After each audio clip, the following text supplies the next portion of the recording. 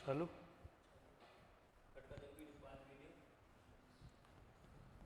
Hello friends, स्वागत है आपका नियरा क्लासेज एंड स्टूडियो सेंटर में।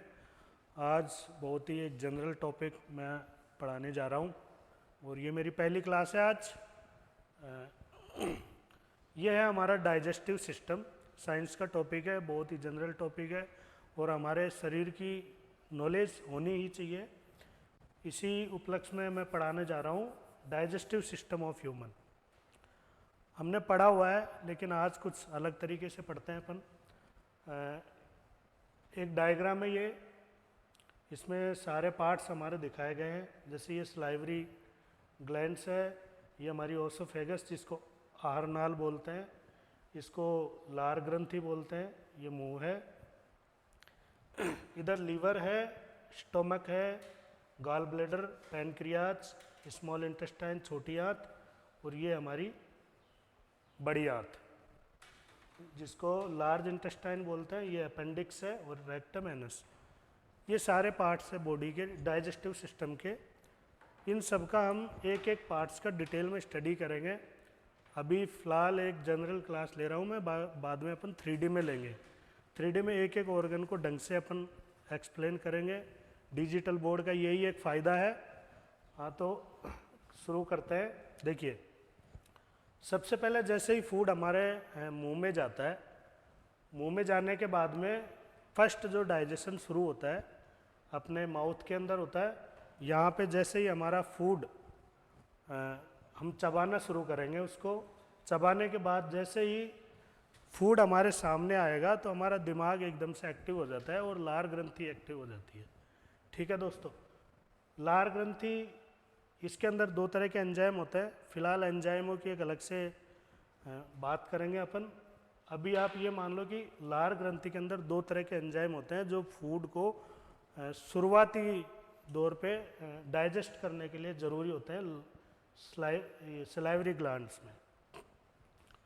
इसके बाद में हमारा खाना सलाइवरी ग्लैंड्स में जो हमारी लार है, लार ढंग से मिक्स होने के बाद में स्मूथ हो जाता है हमारा फूड, और ये ओसोफेगस जिसको आहार नाल बोलते हैं, आहार नाल के अंदर यहाँ से होके फूड और हमारा नीचे जाएगा। आहार नाल में लार का मेन काम ये भी होता है कि स्मूथ तरीके से खाना हमारा स्टोमक या आमाशय के अंदर जा सके, बिल्कुल स्मूथली। इसी के यहाँ पे जो हमारी सलाइवरी ग्लैंड्स, और इसमें देखिए आप, ये हमारी थायराइड ग्रंथि है, थायराइड ग्लैंड्स। हिंदी में भी लिख देता हूँ, थायराइड ग्रंथि। इसके जस्ट नीचे एक फेरिंग्स होता है, फेरिंग्स जिसको हिंदी में अपन घाटी ढक्कन बोलते हैं। इसके जस्ट पीछे की तरफ होता है ये फेरिंग्स बोलते हैं, फेरिंग्स पीछे की साइड रहता है।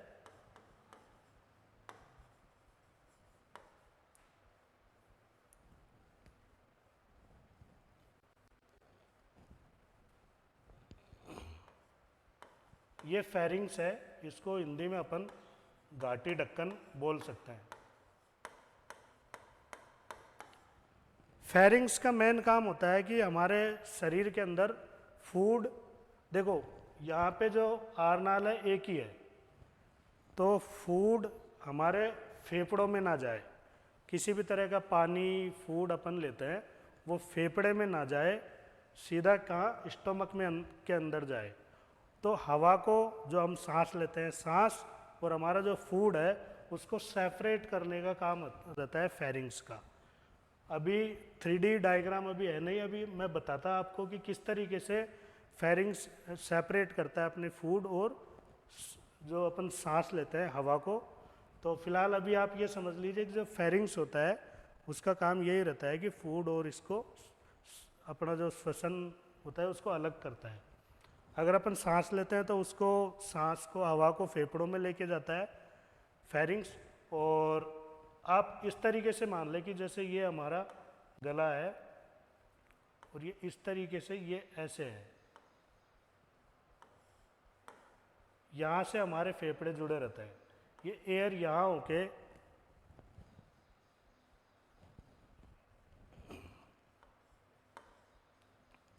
ये हमारा फूड चल जाता है और एयर हमारी ये ऐसे करके ये फेफड़ों में जाती है। समझ गए दोस्तों? तो ये इस तरह का एक डिजाइन होता है। 3D में अपन दिखाएंगे कि फेरिंग्स कैसा होता है। इसके बाद में ये ओसोफेगस। ओसोफेगस का काम होता है कि फूड जो है स्मूथ तरीके से आमाशय तक पहुंच जाए। अब अपन बात करते हैं आमाशय की। आमाशय के अंदर क्या रहता है कि फूड जैसे ही हमारा आमाशय में जाता है तो यहाँ से एक ग्रंथि रहती है इधर, जिसको अपन बोलते हैं, इसके अंदर एसिड रहता है HCl, हाइड्रोक्लोरिक एसिड।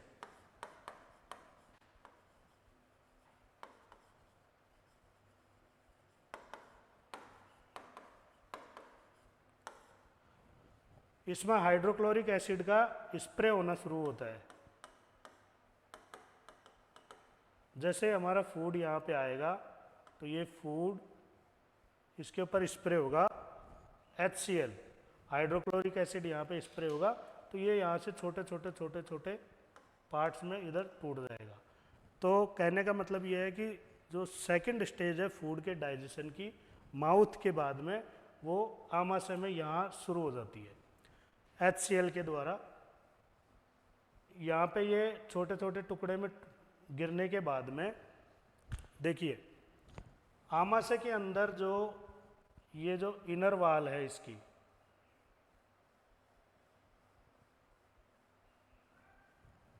ये नेचुरली इतनी स्ट्रॉन्ग रहती है और बॉडी पार्ट्स के अलावा ये इतनी स्ट्रॉन्ग रहती है कि यहाँ पे HCl का कोई नुकसान नहीं रहता।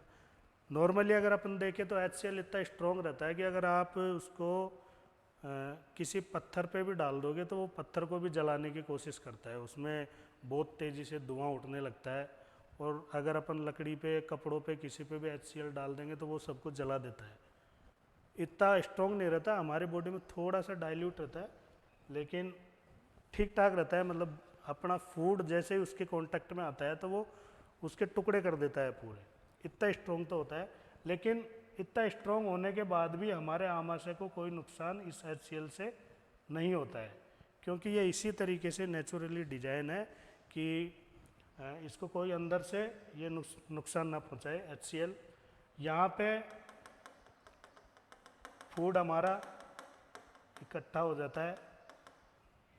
इकट्ठा होने फूड यहाँ पूरा जमा होने के बाद में, अब देखिए आपने एक बीमारी सुनी होगी एसिडिटी। एसिडिटी कैसे बनती है? एसिडिटी बनने के 2-3 रीज़न हैं। एक तो रीज़न ये है कि अगर आपने अगर 2 घंटे या 1 घंटे पहले ही खाना खाया है तो यहाँ ऑलरेडी खाना है और HCl की मात्रा ठीक ठाक है। इसके 1-1.5 घंटे बाद में आपने दोबारा खाना खा लिया, दोबारा से एसिड यहाँ से स्प्रे होगा, तो क्या होगा कि एसिड की मात्रा पेट के अंदर ज़्यादा हो जाती है। एसिड की मात्रा ज़्यादा होती है तो फिर वो एसिडिटी बना देती है। कई बार हम ऐसी एसिडिक चीज़ें, अम्लीय चीज़ें खा लेते हैं, तो एक तो वो फूड के अंदर एसिड, दूसरा हमारी बॉडी के अंदर इनबिल्ट एसिड, तो इस वजह से भी एसिडिटी की वैल्यू ज़्यादा हो जाती है, तो फिर एसिडिटी हो जाती है। तो ये एसिडिटी का मेन कारण ये होता है। अब एसिड, ये जैसे ही फूड यहाँ पे जाएगा, यहाँ पे ये हमारा फूड है, इसके बाहर की तरफ एसिड हो जाता है। देखिए मैं थोड़ा सा दोबारा से बनाता हूँ इसको। ये हमारा फूड है, सपोज ये एसिड की मात्रा यहाँ पे, ये एसिड हो गया। अंदर जो फूड है अभी यहाँ पे एसिड नहीं पहुँचा है, और जब तक इसके कांटेक्ट में ढंग से एसिड नहीं जाएगा तो ये डाइजेस्ट नहीं होगा ढंग से। इसलिए डॉक्टर्स लोग या फिर सब ये बोलते हैं, जो हेल्थ से रिलेटेड, हेल्थ के स्पेशलिस्ट होते हैं, वो ये कहते हैं कि खाना खाने के बाद में आपको कम से कम 20-30 कदम चलने चाहिए। अगर आप थोड़ा चलते हैं पैदल तो ये ढंग से मिक्स हो जाता है, हमारा एसिड फूड के अंदर मिक्स हो जाता है, और जब एसिड मिक्स होता है HCl तो फूड का डाइजेशन अच्छी तरह से होता है।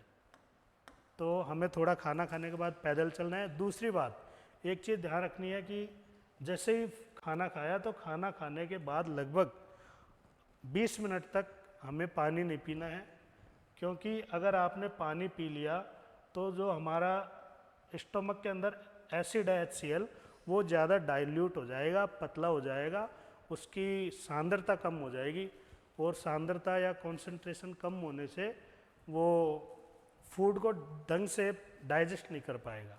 इसलिए दोस्तों याद रखना है कि खाना खाने के लगभग 20 मिनट तक आपको पानी नहीं पीना है, और खाना खाने के बाद 20 कदम 30 कदम अपने को पैदल चलना ही चलना है, ताकि फूड ढंग से डाइजेस्ट हो सके। और यदि हमारे बॉडी के अंदर फूड ढंग से डाइजेस्ट हो रहा है तो हमें कोई भी किसी भी तरह की बीमारियां नहीं हो सकती। ठीक है, तो इसके बाद में हमारा फूड जाता है छोटी आंत के अंदर। ये जो छोटी आंत है यहाँ पे ये फूड आएगा। अच्छा, एक चीज़ और, छोटी आंत के अंदर या स्मॉल इंटेस्टाइन के अंदर फूड जाने से पहले एक दो प्रोसेस और होता है। क्या? एक तो हमारा जो फूड है इसमें दो चीज़ें हैं। एक तो हो गया इसमें यहाँ पे एसिड, दूसरा इसमें हो गया ग्लूकोज। ग्लूकोज बोल दो, शुगर बोल दो आप, सिंपल। अभी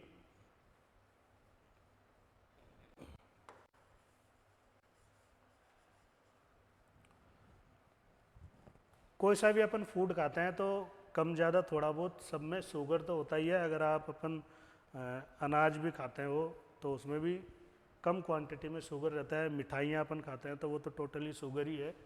तो दो चीज़ें होती है यहाँ पे, एक तो एसिड हो गया HCl, एक शुगर हो गया। स्मॉल इंटेस्टाइन में जाने से पहले इनका डाइजेशन ज़रूरी है। अगर ये एसिड पूरा अगर आगे पहुँच जाएगा तो हमारी स्मॉल इंटेस्टाइन को नुकसान पहुँचा सकता है। शुगर अगर आगे जाएगा तो वो ढंग से आगे जाके डाइजेस्ट नहीं हो सकता है। तो इससे पहले हमारे दो अंग हैं, दो बॉडी पार्ट्स हैं जो इसको रोकते हैं। एसिड का कंसंट्रेशन कम करने के लिए यहाँ पे हमारा एक गॉल ब्लैडर है। ये गॉल ब्लैडर, ये जो ग्रीन कलर का आप देख रहे हैं जस्ट लीवर के नीचे, इसका काम होता है, इसको हिंदी में अपन पित्त की थैली भी बोलते हैं। पित्त की थैली, इसको, इन सारी चीज़ों को अपन 3D में ढंग से समझाएंगे। अभी मैं एक जनरल क्लास ले रहा हूँ। ये पित्त की थैली है। पित्त की थैली का काम होता है, इसके अंदर पित्त होता है। पित्त मतलब क्षार होता है, बेस, क्षारीय पदार्थ होता है इसके अंदर, बेस जिसको बोलते हैं। ये बेस क्या करता है कि जो एसिड की मात्रा है उसको न्यूट्रल करता है, उदासीन बना देता है, एसिड का मात्रा कम करके, और इसको आगे जाके क्षारीय कर देता है भोजन को। क्योंकि अगर एसिड वाला भोजन अगर आगे जाएगा तो हमारी छोटी आंतों को जला देगा ये। इसलिए गाल ब्लैडर के अंदर जो पित्त की थैली के अंदर जो बेस होता है, क्षार, वो यहाँ आके मिक्स होता है। मिक्स होने के बाद में उसकी जो एसिडिटी है वो ख़त्म हो जाती है, और जो फूड है वो न्यूट्रल हो जाता है। न्यूट्रल क्या, क्षारीय हो जाता है। थोड़ा सा एक्स्ट्रा क्षार उसमें जाता है, बेस, तो ये आगे हमारी जो छोटी आंतें हैं उसको एसिड नुकसान नहीं पहुंचाता। और एक आपको ये जो येलो कलर में आपको दिख रहा होगा, ये, इसको अपन इंग्लिश में पैनक्रियाज बोलते हैं, हिंदी में अगर बात करें तो अग्नाशय।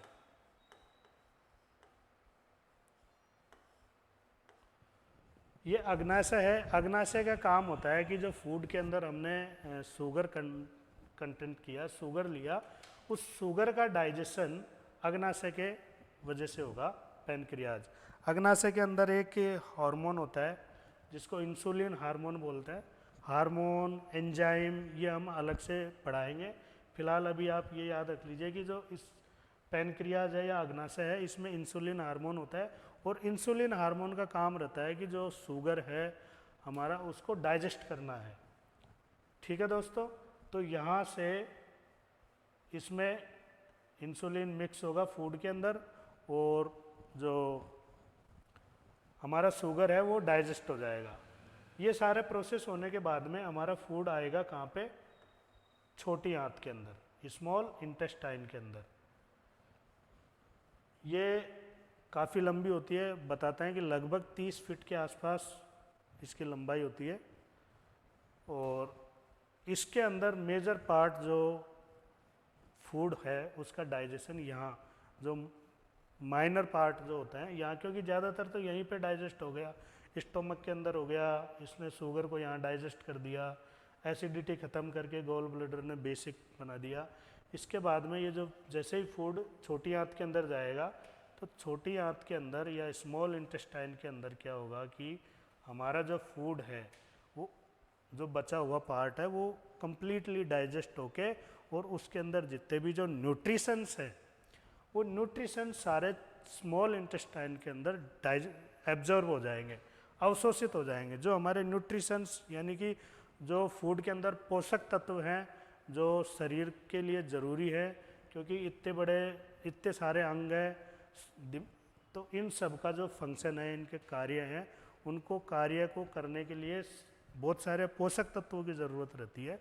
वो सारे पोषक तत्व स्मॉल इंटेस्टाइन या छोटी आंत के अंदर एब्जॉर्ब हो जाते हैं। एब्जॉर्ब होने के बाद में कहाँ पे जाते हैं ये भी हम बताएंगे कि ये छोटी आंत में से जितने भी पोषक तत्व है वो चेक होने के लिए एक अंग है हमारा लीवर, इस लीवर के अंदर जाते हैं चेक होने के लिए। चेक होने के लिए मतलब उसके अंदर कोई हार्मफुल चीज़ तो नहीं है, ठीक है। तो वो सारे जो जितने भी जो पोषक तत्व है शरीर के लिए हेल्दी है, शरीर के लिए नेसेसरी आवश्यक है कि नहीं है, अगर उनके अंदर से कोई अनवांटेड चीज़ें हैं जो शरीर को ज़रूरत नहीं है, जिनकी और शरीर को नुकसान पहुंचाती है, उनको अलग करने का काम रहता है लीवर का। जो टॉक्सिक चीज़ों को अलग कर देता है लीवर, ये अपन थोड़ा बाद में देखेंगे। लीवर का एक अलग फंक्शन है। डॉक्टर्स बताते हैं मेडिकल साइंस में कि शरीर के अंदर अगर सोचने समझने की अगर किसी में पावर है तो वो दिमाग के बाद लीवर में रहती है। लीवर को शरीर का दूसरा दिमाग बोलते हैं, क्योंकि लीवर बहुत सारी चीज़ें ऐसी है जो दिमाग के हमारे माइंड के इंस्ट्रक्शन के बिना भी कर देता है। बहुत सारे कार्य ऐसे हैं जो बिना माइंड के इंस्ट्रक्शन के काम करता है, तो वो अभी फ़िलहाल अपन बाद में बात करेंगे। अभी आप ये याद रख लीजिए कि जो छोटी आंत है स्मॉल इंटेस्टाइन, उसके अंदर जितने भी जो पोषक तत्व हैं वो पोषक तत्व यहाँ से एब्जॉर्ब होने के बाद में चेक होने के लिए अपने लीवर के अंदर जाता है, ठीक है। यहाँ से जितने भी जो अपने पोषक तत्व है वो एब्जॉर्ब हो जाएंगे, और उसके बाद में जो फूड है हमारा वो यहाँ जाएगा अपना लार्ज इंटेस्टाइन के अंदर। इसको बड़ी आंत जिस अपन बोलते हैं। बड़ी आंत का मेन काम क्या होता है आपको पता होगा कि एक तो अगर कोई चीज़ ऐसी रह गई जो डाइजेस्ट नहीं हो पाई, उसको डाइजेस्ट कर देगा फूड के अंदर बड़ी आंत। दूसरा रहता है कि जो फूड है उसके अंदर अपन ने जो लिक्विड कंटेन किया, लिक्विड एब्जॉर्ब किया, उस लिक्विड को बड़ी आंत एब्जॉर्ब कर लेती है, खींच लेती है पूरा। यहाँ से हमारा जो शरीर के अंदर जितना भी जो पानी था वो पानी पूरा यहाँ से एब्जॉर्ब हो जाएगा, पूरी लिक्विड चीज़ें। और इसका फिर कनेक्शन रहता है, देखिए ये वाली चीज़ें जो है